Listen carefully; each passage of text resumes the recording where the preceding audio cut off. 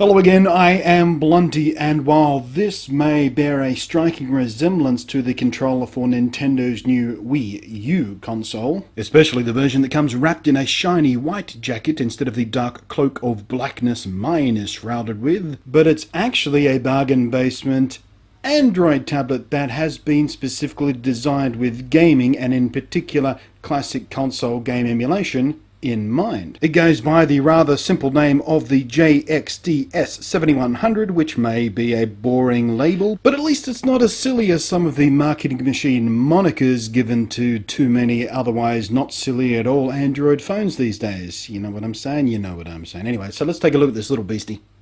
It's powered by an ARM Cortex-A9 CPU clocked at 1 GHz and a Mali 400 GPU, so it's got a decent amount of grunt for an Android tablet at the cheap end of town. It's got 8 GB of RAM on board and a slot for a micro SD card to expand that with. The screen is okay, but you can't really find awesome from here with a map and a compass. Resolution is just 800 by 480, and on a 7-inch screen that can get a bit chunky. The viewing angles are a bit narrow and smooth color gradations will band up and block up, but given that the kinds of old school games you'll be emulating don't really use smooth color gradations and run at a native resolution lower than this screen is capable of anyway, it's really not the handicap it normally would be. It's got Wi-Fi, of course, front and back cameras, which are both predictably atrocious and unusable for any practical purpose outside of ugly video chat or something. The built-in speakers on the bottom corners of the face are okay and push out satisfactory volume, but of course there's also a headphone jack for when you're playing on public transport. Hint, hint, use headphones when you're on public transport, or just want a richer sound. The box claims the battery will get you through about 5 hours of web surfing, watching videos or listening to music, but it will drop from that noticeably when playing games, and it will vary depending on how well the emulator is encoded and what the particular game is asking of the hardware, so don't ask me for numbers there. The skinned version of Android and the launcher it comes with as stock are really quite awful, and also full of bloatware and Chinese crud that I'll never ever use, so I rooted it and reflashed it with a nice clean minimal ROM that some clever little bugger put together for it called GaboROM. That's GABOROM if you're googling for it. You've got a thumb pad, you've got a little analog nub, you've got 4 face buttons, and you've got a select and start button. There are no shoulder buttons, and there is no second analog nub, which makes it a bit more limited than the Xperia Play with its proper gamepad designed by PlayStation engineers. But what buttons that are missing can be substituted by touchscreen overlays in most emulators. You can also usually hide the controls you don't need and only show the ones that you can't map to the physical buttons. It's a workaround, but it works. In any case, even though it can run anything up to Nintendo 64 games pretty damn smoothly and PlayStation 1 games with a bit of chugging depending on how much 3D they're throwing around, given the capabilities of the device and its button layout, it's much more at home with everything else from the Atari 2600 to the Super Nintendo. The analog nub isn't really analog, by the way. Well, it is on a hardware level, but apparently this version of Android didn't actually support this type of analog input.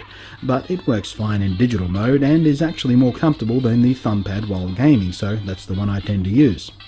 Unfortunately, it's stuck with Android 2.3.4, which isn't exactly bug-free, and these days will limit you on what you can install from the store. Like many popular and useful apps like Google+, and Instagram, for instance, won't install, and many of Android's own native games just won't install on a version of Android this old. There's also a bit of a firmware bug where the screen will randomly turn on from standby mode, so when you're not using it, you pretty much have to shut it off completely or you'll burn away your battery while it's in your bag or whatever. There is a bit of a workaround that involves turning off the auto screen orientation and turning off Wi-Fi that seems to work kind of most of the time, but you know. There are also some other bugs on this Android version too, so really it's not that great as a day-to-day Android tablet, but quite nice as an emulation station to get some old school gaming on the go going. And what is even more awesome is that the device also features a HDMI out port, which means you can also get your classic gaming done up on the big screen. Something else to be aware of, there are two versions of this unit. One is cheaper and has a resistive screen. The other costs you a bit more and has a capacitive screen. Do not cheap out and go for the slightly less expensive model with a resistive screen. Resistive touchscreens are crap. You'll also lose stuff like multi-touch, and when you're dealing with on-screen gaming controls, that's kind of vital, while the capacitive one will register up to 5 simultaneous touches. So all in all, it's a bit buggy in places, the screen is a bit naff, and the interface look, feel and performance is just awful until you root it and reflash it. But once you clear the room of noobs and get your nerd kung fu all over its ass, it's actually a pretty sweet little machine for old school gaming. The controls actually feel quite nice, solid, reliable with good tactile feedback, good response and an all-round decent feel. Not too spongy, not too clicky, I quite like them. The layout is nice, the form factor is great, and the size is pretty much perfect for its purpose in life. I wish the battery would last longer, but I could say that about pretty much any phone or pretty much any tablet out there, but you should get a few hours worth of solid gaming between charges. And of course it'll also do pretty well at more ordinary Android tablet duties like web surfing, watching online video, listening to music, throwing some posts on Twitter or Tumblr or whatever, but the screen's low resolution mean reading ebooks or comics is not what you'd call ideal. There are better options for general purpose Android tablets out there for about the same money, but if your priority is gaming, you just can't go past physical controls. They are just better for this type of gaming. The S7100 presents a very tempting piece of fruit in this regard.